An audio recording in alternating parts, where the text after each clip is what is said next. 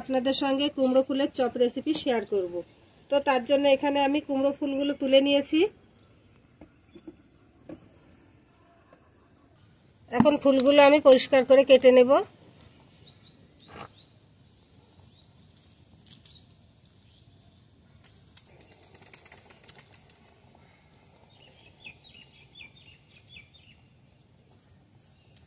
এভাবে আমি ফুলগুলো সব কেটে নেব।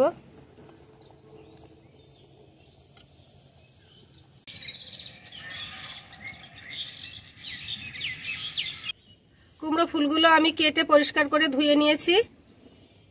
এখানে আমি আতপ চাল বেটে নিয়েছি। আতপ চাল বাটার মধ্যে এখন আমি বেসন দিয়ে দেব, পরিমাণ মতো লবণ, জিরে গুঁড়ো,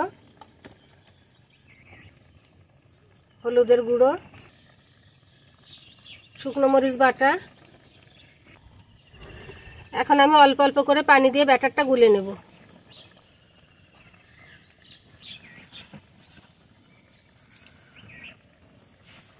আতপ চাল বাটাটা আমি এই জন্য দিয়েছি, চপটা ভালো মুচমুচে হবে আর খেতেও খুব ভালো লাগবে।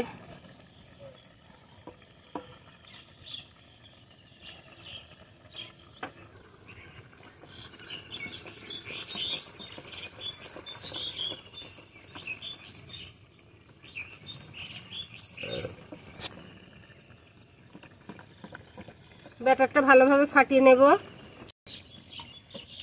ব্যাটারটার ঘনত্ব ঠিক এরকম হবে। কড়াইতে সাদা তেল দিয়ে দেব।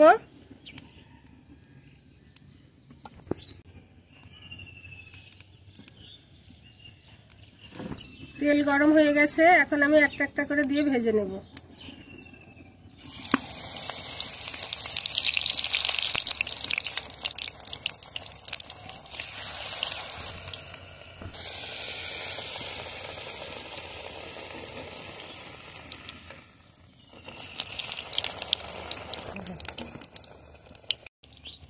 এভাবে উল্টে পাল্টে লাল লাল করে ভেজে নেব।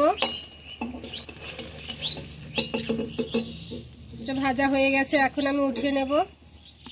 দেখুন কেমন মুচমুচে হয়েছে। সবগুলো বড়া একটা একটা করে ভেজে নিয়েছি।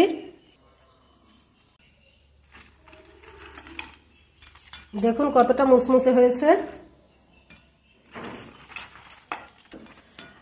আজকের এই ভিডিওটি যদি ভালো লেগে থাকে তাহলে একটা লাইক দেবেন, কমেন্টে জানাবেন কেমন হয়েছে। আর এরকম নিত্য নতুন ভিডিও পেতে আমার চ্যানেলটি সাবস্ক্রাইব করে পাশেই থাকবেন।